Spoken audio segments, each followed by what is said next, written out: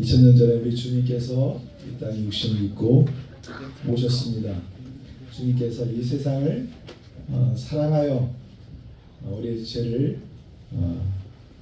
사해 주시기 위하여 이 땅에 오신 줄로 믿습니다.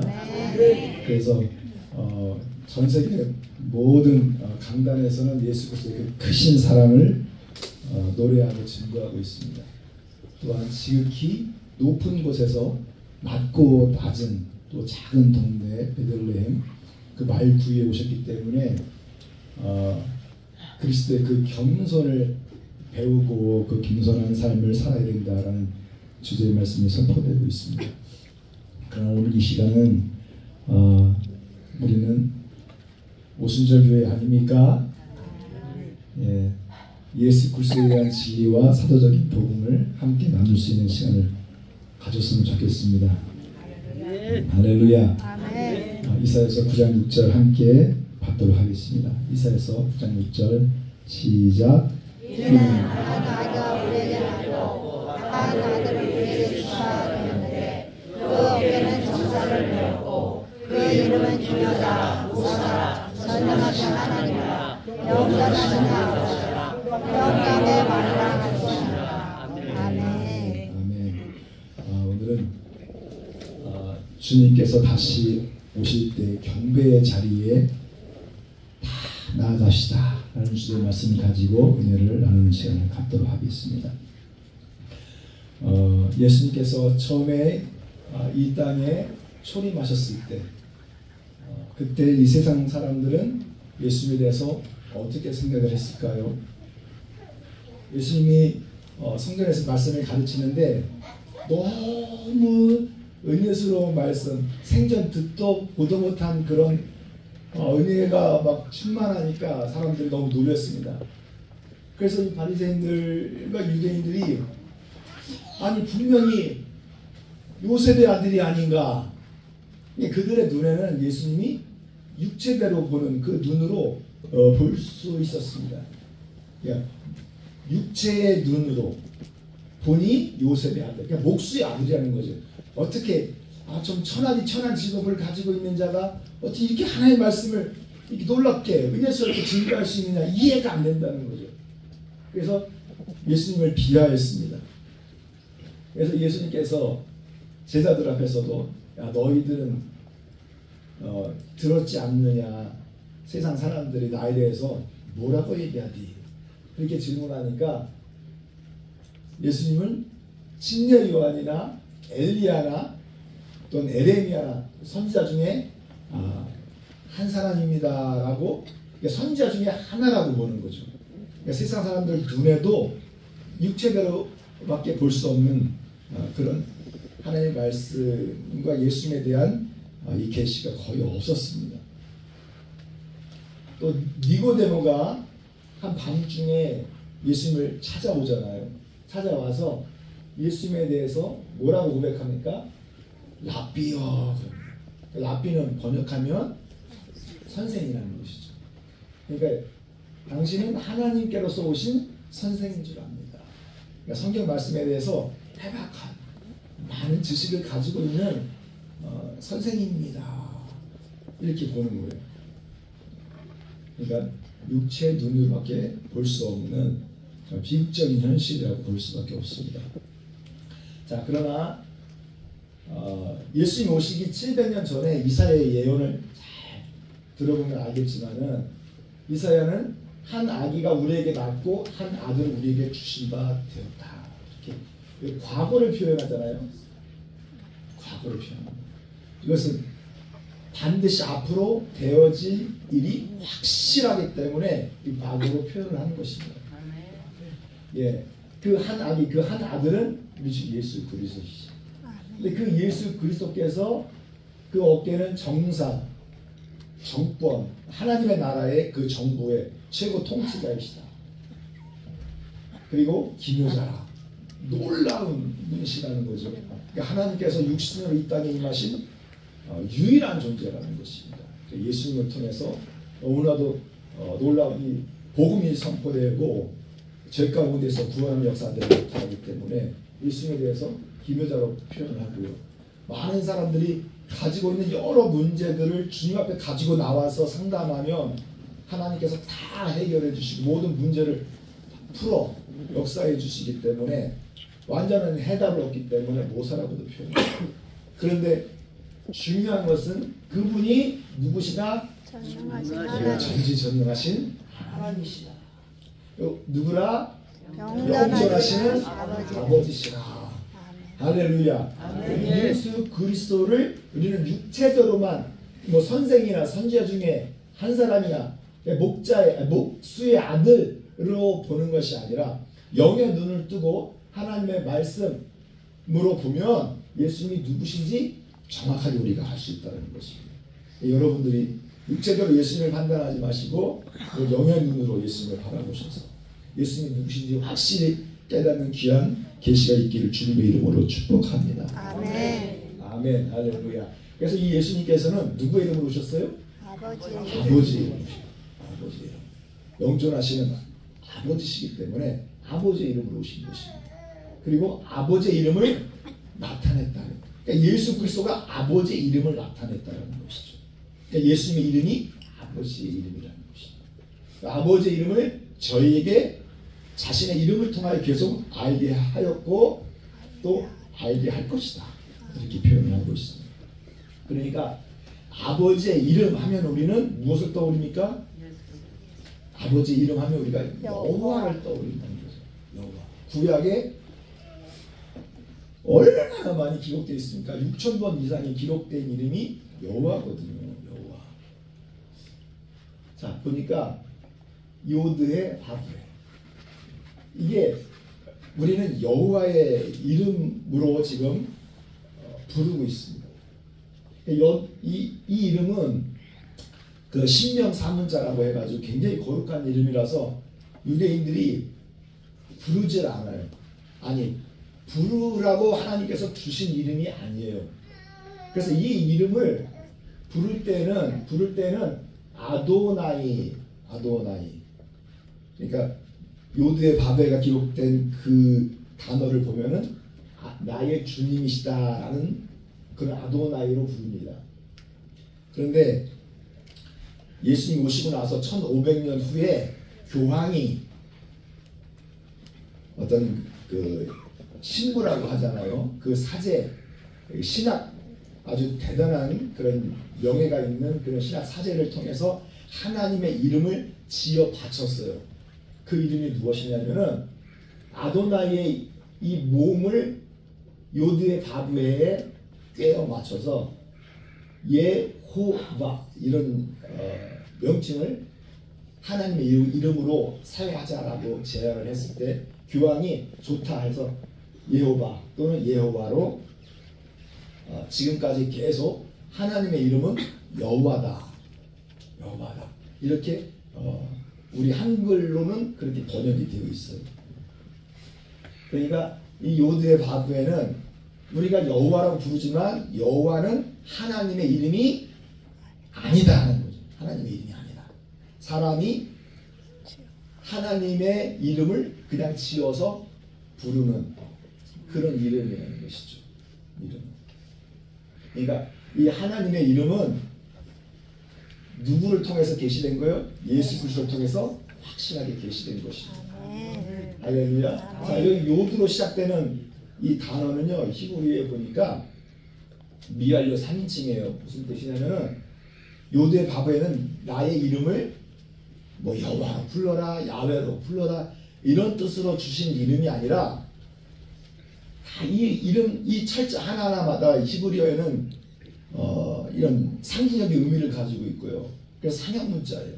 그래서 이 요드는 손 모양을 뜻합니다. 손 모양. 그러니까 손을 의미하고 있고요. 이 해는 이 단어의 가운데 구멍이 뚫어져 있잖아요. 그래서 창문, 또 보다 그런 의미를 가지고 있는 단어예요. 그리고 여기 바브는 못 모양이잖아요. 못 모양. 그래서 이게 무슨 뜻이냐면은 손을 보아라, 못을 보아라 그런 뜻이에요.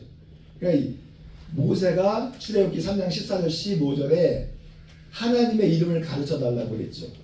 그때 하나님께서 자기의 이름을 나는 아브라함과 이삭과 야곱의 하나님 요드의 바브라고 말을 하고 있어요. 이것은 나의 이름은 여호와라는 뜻이 아니라 자 요드 미완료죠.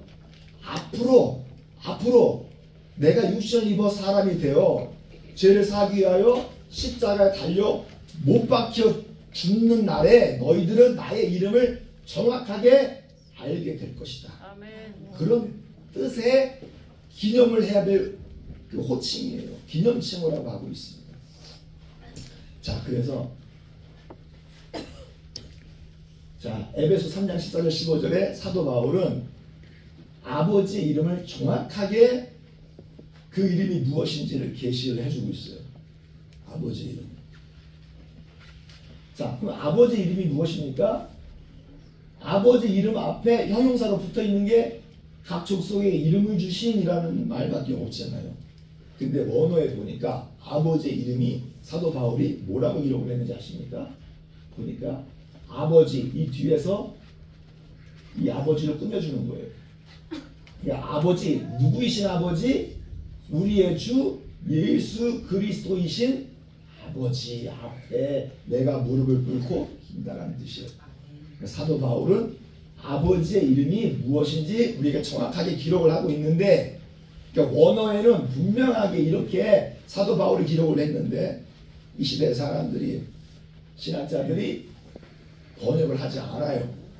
그래서 우리 개역 한글판이라든가 개역 개정판에 번역이 되어 있지 않아서 아버지의 이름이 무엇인지 아무도 알 수가 없다는 것이 큰 문제죠. 왜 아버지의 이름이 예수 그리스도라는 사실을 인정하지 않을까요? 왜 부인할까요? 왜 받아들이지 않을까요? 왜 그렇습니까? 여러분 여기서도 보시면 크도다 경건의 비밀이여 그렇지 않다는 이가 없도다. 그는 육신으로 나타난 바 되시. 그러면 이 그는 누구예요? 그는 누구예요? 예수 그리스도시죠. 그러니까 하나님 우편에 있는 아들 하나님이시죠. 하나님 우편에 있는 아들 하나님 그는 육신으로 나타난 여호와 하나님은 지금까지 이 땅에 육신을 입고 나타나신 적이 없다라고 하는 것이 기독교의 교리예요. 그렇기 때문에 하나님 우편에 있는 아들 하나님이 육신으로 나타나는 바 되신 거라고 그렇게 알고 있기 때문에 그는 예수 그리스도 아들 하나님이라고 생각을 합니다.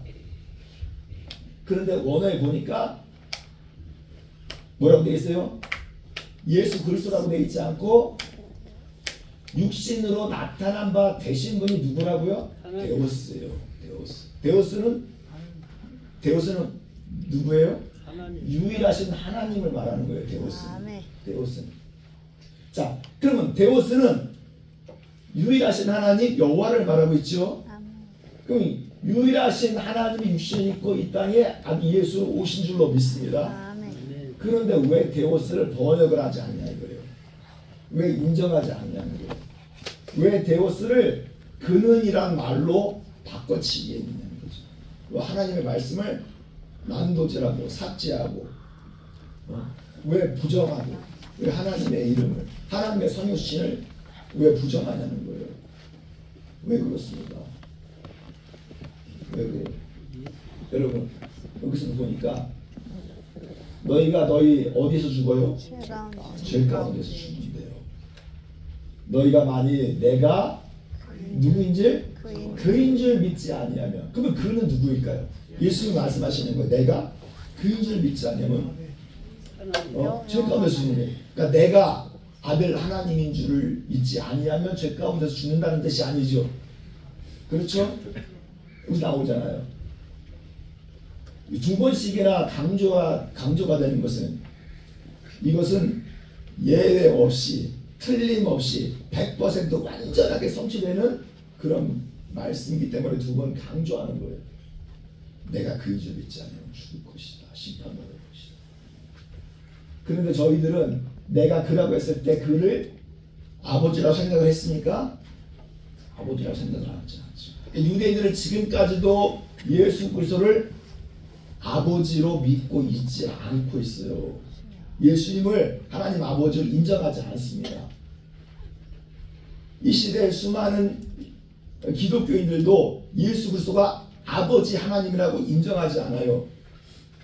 예수 그리스도는 아들 하나님이고 여호와는 아버지 하나님이에요. 그러니까 예수가 아버지 하나님이 될 수가 없어요. 그럼 분명한 것은 그것으로 인해서 심판받을 것을 성경은 기록을 하고 있다는 것입니다. 여러분, 그래서 왜 이런 일이 일어날 수밖에 없느냐. 성경 말씀이 왜 이렇게 난도질되고 번역을 해야 돼. 하나님의 이름이 번역되지 않고 왜 아버지의 이름이 무엇인지 그걸 왜 부정을 하느냐. 왜 하나님 아버지의 성육신을 왜 인정하지 않고 부정을 하느냐. 그래서 온 땅에 칼빈 개혁주의 신학이 지배를 하고 있기 때문입니다. 칼빈의 교리가 모든 성도들의 이 정신 상태를 완전히 세뇌시켰어요. 이 칼빈의 교리는 무엇입니까? 아들 하나님과 성부, 아버지 하나님 여호와는 서로 같은 존재가 아니라는 거예요. 그 하나님은 한 분이 아니라 유일하신 하나님이 아니라 두 분의 하나님들이라고 그렇게 계속 배워왔고 가르쳐왔고 지금도 가르치고 있기 때문에 아버지는 예수 그리스도가 될 수 없는 거예요. 아버지는 예수 그리스도가 될 수 없는 거예요. 그래서 번역을 못하는 거예요. 하나님은 육신을 입고 오신 적이 없기 때문에 그 데우스란 말을 번역을 할 수 없었던 것입니다. 너무나도 중요한 말씀이죠. 예적부터 이 판결, 이 심판을 받기로 미리 기록된 자들이 누구예요? 미리 기록된 자들이 홀로 하나이신 주, 유일하신 하나님 곧 누구라고요? 예수 그리스도를 어떻게 하는 자? 부인하는 자. 성경에서 잘라내고 난도질하고 삭제하고 자기들의 교리에 맞춰서 성경을 풀어내는 자, 그렇게 가르치는 자들이 판결을 받기로 예비되어 있다. 그렇게 성경은 기록을 하고 있습니다. 이거 얼마나 중요해요. 그래서 사도 바울은 하나님을 알지 못하는 자들과 예수 그리스도의 복음에 순종치 아니하는 자들에게 불로 징벌하실 때, 불로 징벌하신다. 영존하는 파멸로 형벌을 받으리라. 누구를 알지 못하는 자들? 하나님을 알지 못하는 자들. 그러니까 하나님의 성육신을 부정하고 아버지의 이름이 예수인 것을 부정하고 예수 그리스도가 바로 그분인 것을 부정하는 자들이 하나님을 알지 못하는 자들이에요. 그러니까 십자가를 달고 교회를 하고 목회를 하고 말씀을 아무리 많이 가르쳐도 구원을 얻는 성도들을 만들어내야 그게 교회이고 하나님의 축복을 받고 영생을 얻는 그 귀한 교회인 줄로 믿습니다. 자기도 구원받지 못하고 구원받으려 들어온 성도들도 구원받지 못하도록 가로막고 자기들도 그 천국에 들어가지 않는다고 한다면 이 불쌍한 현실이 어디 있습니까? 아버지여 아버지여 주여 주여 하는 자마다 다 천국에 들어갈 것이 아니라 아버지의 뜻대로 행하는 자라야 들어갈 것이다. 아멘. 주여 내가 선지자 노릇 목사 노릇하지 않았습니까? 내가 능력 행하지 않았습니까? 왜 귀신을 내어 쫓지 않았습니까? 아무리 외쳐도 소용없어요. 수십 년 신앙생활도 소용없어요. 성경은 계속적으로 예수가 누구신지 그 정체성을 알지 못하면 하나님 앞에 심판을 받기로 이미 기록되어 있다고 그렇게 성경은 말씀을 하고 있다는 거예요. 아멘.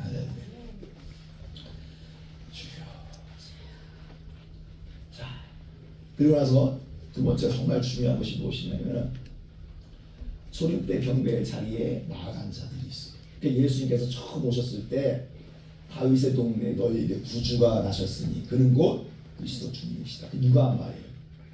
천사들이 나타나서 목동들에게 하신 말씀이에요. 그러니까 목자들이 그 말을 듣고 다 베들레헴으로 가서 그 말이 성취되는지 확인하기 위해서 가서 그곳에서 예수 그리스도 앞에서 주님을 경배한 줄로 믿습니다. 그때 천사들이 목동들에게 계시한 바로 그분 누구예요? 그리스도 주님이 나셨다는 거예요. 그리스도 주님이 나셨다. 그리스도 주님이 나셨다. 아들 하나님이 나셨습니까? 자, 여기서 보시니까 자, 크리스토스 퀴리오스예요. 그리스도께서 나셨는데 그분이 누구라고요? 퀴리오스라는 거죠. 그러니까 이 퀴리오스라는 말은 주라는 뜻인데 히브리어예요, 헬라어예요? 헬라어예요, 헬라어. 그러니까 이 퀴리오스는 구약의 요드의 바브에, 요드의 바브에, 출애굽기 3장 14절 15절에 기록된 우리가 많이 알려진 6,000번이나 쓰여졌던 바로 그 이름, 우리는 여호와로 알고 있는 바로 그 이름, 요드의 바브에. 그 요드의 바브에를 신약 헬라어로 번역을 할 때 퀴리오스로 번역을 한 거예요. 그러면 그리스도 예수가 누구라고요? 구약의 하나님 여호와라는 뜻이에요. 그러니까 여호와 하나님께서 육신을 입고 이 땅에 그리스도로 오셨다라고 천사가 선포를 했을 때 그 말이 응답된 사실인지 확인하기 위해서 베들레헴으로 들어가서 주님 앞에 경배한 줄로 믿습니다. 이것은 계시를 받아야 돼요. 이것은 계시. 천사를 통해서든 무엇을 통해서든 목회자를 통해서든 선교사를 통해서든 계시가 없이는 우리의 지혜와 능력으로는 깨달을 수 없는 비밀에 속한 것입니다. 아멘. 또 한 그룹이 있었어요. 동방의 박사들이죠. 예루살렘에 이르러 말하되 그에게 경배하러 왔다. 자, 여기서 보니까 주님 앞에 엎드려 아기께 경배하고 보배압을 열었더니 황금과 유향과 모략을 주님 앞에 드렸어요. 자, 이 황금, 유향, 모략이 무엇입니까? 자, 이것을 통해서 그러니까 이 동방 박사들이 가지고 온 이 세 가지의 이 보물을 통해서 우리에게 가르쳐 주시고자 하시는 진리가 무엇인지 우리가 바로 알아야 돼요. 성경에서 이 금은, 이 황금은 무엇을 얘기하냐면 예수님의 신성을 말하는 거예요. 신성. 자, 모세의 성막 가운데에 황금으로 많이 쓰여졌잖아요. 예수 그리스도가 신성으로는 누구다? 영존하신 하나님 아버지시다는 그런 의미를 가지고 있는 거예요. 그러니까 왜 황금을 드려요? 아기 예수께 왜 황금을 드려요? 당신 육신을 입고 오신 하나님 아버지이십니다. 그런데 그분은 인성으로는 어떻게 사람으로 오셨기 때문에 그리스도의 복음을 증거하며 향기나는 복음적인 삶을 사실 것이며 결국은 이 복음 때문에 어떻게 하신다? 모략, 쓰기 쓴 그 모략은 시신에 바르는 약이에요. 예수님께서 우리 죄를 위해서 십자가에 달려 죽고 못 박혀 참사되실 것을 예언적으로 보여주는 그런 말씀을 하는 것이죠. 그러니까 이것도 마찬가지예요. 계시가 없이는 깨달을 수 있어요? 모르는 거예요. 이건 비밀에 속한 것이고요. 사랑하는 성도 여러분, 우리 주님께서 하늘로 쫓아 다시 강림하십니다. 다시 재림하실 거예요. 그 구름 속으로 우리 성도들이 끌어올려서 어디서 주님을 영접해요?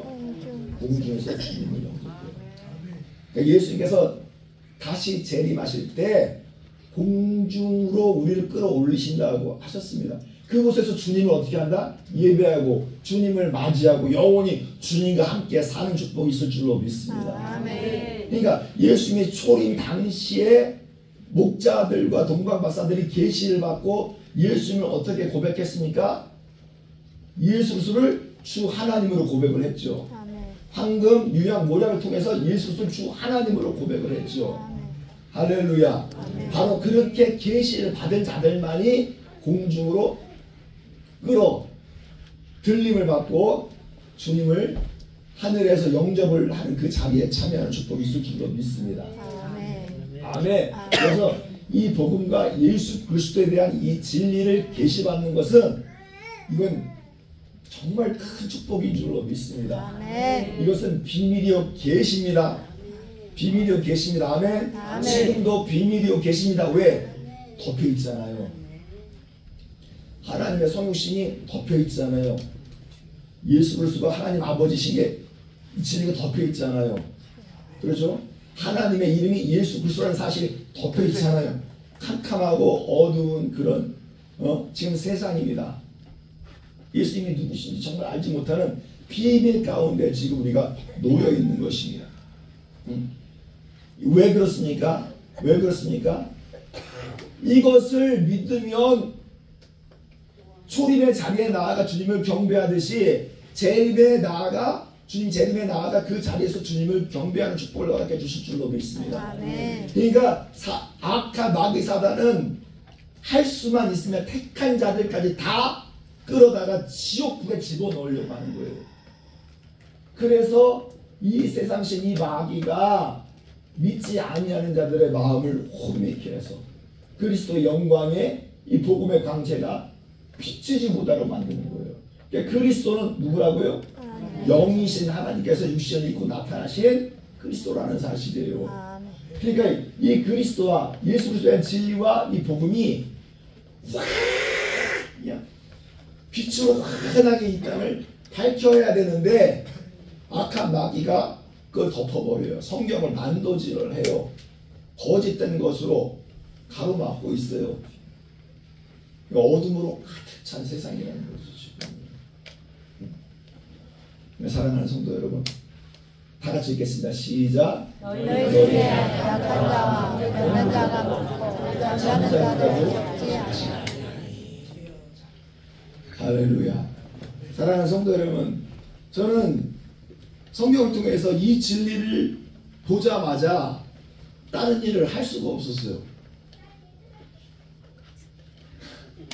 다른 일이 눈에 들어오지 않아요. 내가 무엇을 먹고 무엇을 입고 무엇을 위해서 살까? 다른 걱정이 안 되더라고. 다른 걱정이 아니고 내가 이 진리의 복음을 위해서 살겠다. 예수 그리스도에 대한 진리를 증거하며 살겠다라는 그 생각밖에 없었어요. 그래서 신학교를 갔거든요. 할렐루야.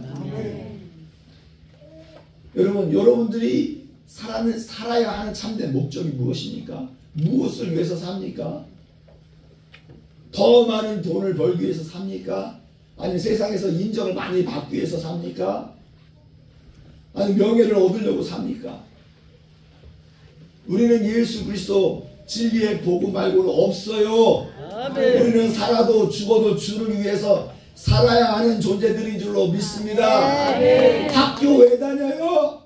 친구들을 구원하기 위해서 다니는 것입니다. 아멘. 직장 왜 다녀요? 돈 벌기 위해서 다니는 것이 아니라 예수의 진리의 복을 가지고 전도하기 위해서 다니는 줄로 믿습니다. 아멘. 내가 지금 왜 태어났고 왜 살아요? 왜 살아요? 진리의 복음 때문에 사는 줄로 믿습니다. 아멘. 다른 게 없어요. 그러니까 이 진리의 복음을 말하지 않겠다라고 입을 막으면 내 속이 막 불이 일어나서 견딜 수 없다라고 말했던 그 에레미야처럼 오늘 이 시간 우리가 주님 앞에서 뜨거운 영성을 가지고 믿음으로 기도하면서 이 마지막 때 내가 무엇을 위해서 살아야 하는 존재인지를 바로 깨닫는 은혜가 있기를 축원합니다. 아멘. 아멘. 아멘. 그러니까 이 진리가 여러분 닫혀 있어요. 계시가 없어요. 계시가 없으면 구원받지 못해요. 심판받아요. 이미 지옥 가기로 판결된 그런 기록이 되어 있는 자라고 이렇게 말씀하고 있지 않습니까? 근데 이것을 우리가 계시가 없기 때문에 믿음이 연약해져서 세상 좋아하는 것들만 붙들고 살려고 해요. 스마트폰이 여호와 하나님이에요. 예, 자기 남편을 기쁘시기에 자기의 아내를 더 기쁘게 할까? 그것만 생각하며 살아요. 내가 어떻게 먹고 살 것인가만을 걱정하며 살아요. 믿음이 너무 연약합니다. 그렇게 살면서 수도 없이 많은 마귀의 미혹 가운데서 병들어요. 신앙이 병든다고 신앙이. 별것도 아닌 일 때문에 시험 들어요. 금방 넘어져요. 금방 넘어져요. 그러니까 미지근한 신앙생활을 하는 사람들이 얼마나 많습니까? 그러다가 결국은 어떻게 돼요? 잠을 잔단 말이에요. 영적으로 잠을 잔다. 영적으로 잠자는 것은 죽은 자라는 것입니다. 그러니까 주님께서는 사도 요한을 통해서 말씀하고 있습니다. 사대 교회 뭐라고 했습니까? 너희들은 겉으로 보니 살아있는 것처럼 보이지만 실상은 죽은 자로다. 여러분들이 영적으로 믿음이 연약해지고 시험 들면 막 병 들어가다가 결국은 교회를 떠나고 죽은 자들로 사는 것이 아니라 주님은 죽은 자의 하나님이 아니라 산 자의 하나님이신 줄로 믿습니다. 살아있는 믿음으로 오늘 하루를 살기를 주님의 이름으로 축원합니다. 아멘. 미지근한 라오디게아 교회 성도들처럼 살지 마시고 주 앞에 회개하며 뜨거운 믿음을 갖기를 원합니다. 아멘. 성령 충만한 믿음으로 살기를 원합니다. 아멘. 할렐루야. 주여 우리에게 계시를 허락하여 주시옵소서. 아멘. 이 어두운 세상에 우리가 무엇을 위해 살아가야 할지 그 본질적인 뜻을 알게 하시고 하나님의 마음을 깨닫게 하여 주셔서 아멘. 할렐루야. 하나님 내가 있어야 할 곳에서 복음을 증거하게 하여 주시옵시고 아멘. 내가 가야 할 곳에서 예수 그리스도의 진리를 전파할 수 있도록 역사해 주시옵소서. 아멘. 주여 이 세상이 물이 바다를 덮은 것처럼 유일하신 진리의 말씀과 이 복음이 온 땅을 덮는 역사가 나타나게 하여 주시옵소서. 아멘. 이것이 우리의 사는 목적인 줄로 믿습니다. 아멘. 아멘. 이런 사람들만 주님께서 공중에 재림하실 때에 그 자리 앞에 나아가 경배할 수 있는 유일한 사람들이라는 거예요.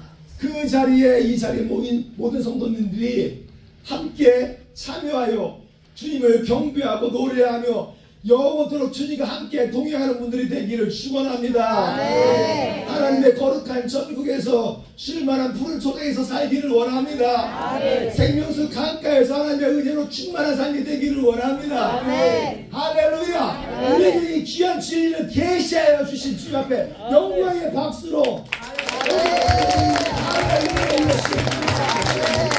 이것을 깨닫지 못하는 영혼들에게 오늘 시간 찾아가서 불을 말 속에 두는 것이 아니라 등경 위에 두는 환하게 비출 수 있는 빛된 삶이 되시길 예수님의 이름으로 축원합니다. 아멘.